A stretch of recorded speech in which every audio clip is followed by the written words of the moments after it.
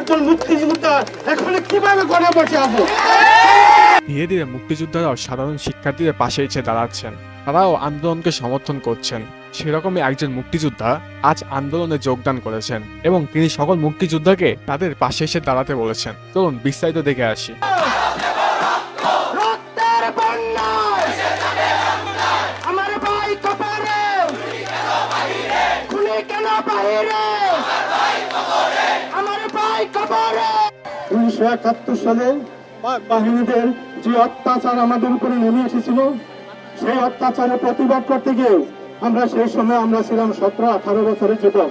সেদিন আমরা রাস্তায় নেমেছিলাম, সেদিন আমরা অস্ত্র হাতে নিয়েছিলাম এই দেশকে স্বাধীন করার জন্য। আমরা দেশ স্বাধীন করেছি, আমার অনেক ভাই শহীদ হয়েছে, আমরা গাজী হয়ে ফিরে এসেছি।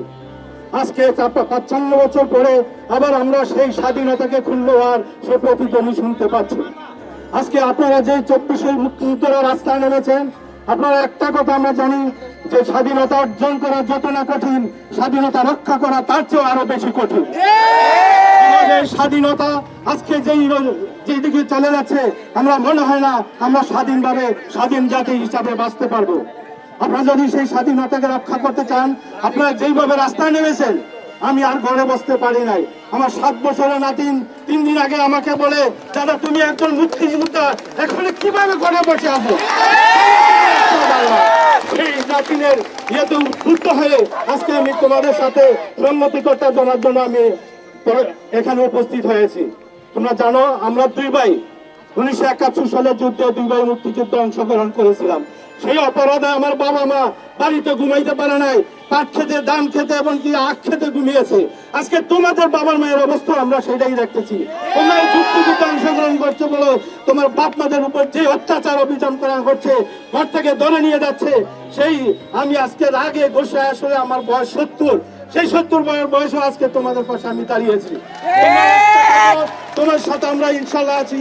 এই যুদ্ধ, এই তারুণের যুদ্ধ কোনোদিন পরাজিত হবার নয়, এই যুদ্ধ সামনের দিকে এগিয়ে যাবে। আমরা অভিভাবকরা, আমরা মুক্তিযোদ্ধারা তোমাদের পাশে থাকবো। এক্ষেত্রে আমি একটা অনুরোধ করবো, যারা বাংলাদেশের প্রকৃত মুক্তিযোদ্ধা আছেন সকল ভাইকে বলবো, আপনারা যারা পরিচিত মুক্তিযোদ্ধা আছেন, আপনারা এই মুহূর্তে রাস্তায় নেমে আছেন, আমার এই ছেলেদের, আমার নাতিদের, আমার সন্তানদের পাশে এসে দাঁড়ান। যেমন 1971 সালে আমার মা বাবা, আমার দাদা দাদি সবাই আমাদের জন্য দোয়া করেছিল, আমাদের জন্য নফল রোজা রেখেছে, নফল নামাজ পড়েছে, যাতে আমরা সুস্থভাবে ফিরে আসি। আল্লাহ আমাদেরকে ফিরিয়ে এনেছে। আমরা আপনাদের জন্য, আমরা গত 7 দিন যাবৎ আপনাদের জন্য নফল নামাজ পড়ছি, রোজা রাখছি এবং আপনাদের সুস্বাস্থ্য এবং সুস্থতা, নিরাপত্তা কামনা করছি। সকল মুক্তিযোদ্ধাকে আমাদের এখানে আসার জন্য